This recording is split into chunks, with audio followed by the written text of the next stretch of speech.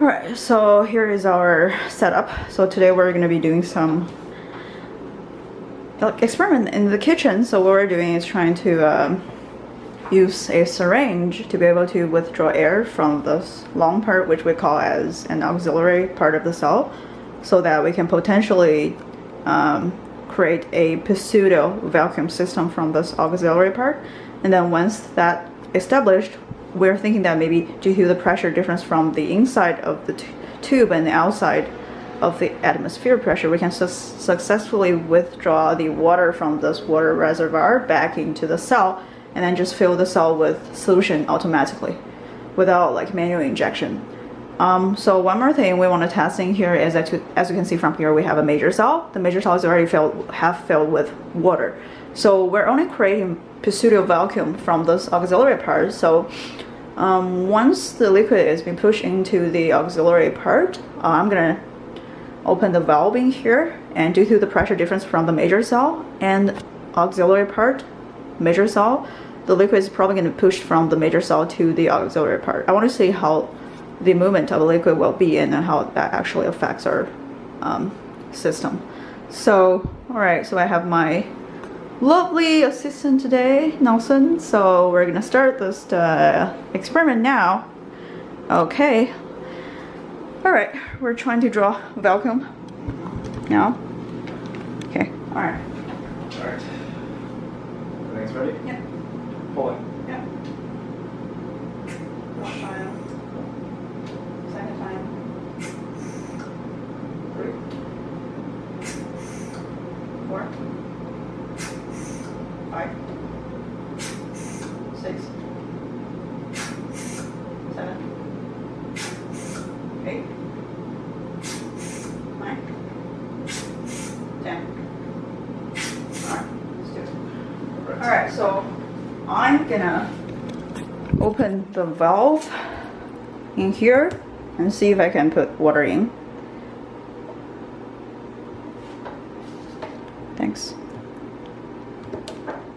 Oh shit, this is really tight. You want me to turn this way? I think I did it. Yeah, okay. Alright. Alright. Alright. Liquid is coming. Just open it a little bit more and see the flow of the liquid from the water reservoir into this auxiliary part. I'm gonna keep opening the valve and let it fill a little bit more.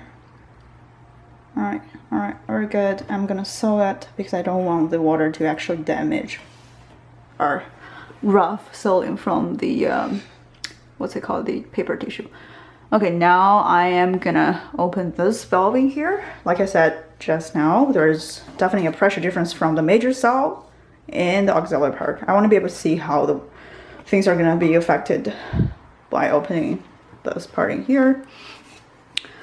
All right, see the magic.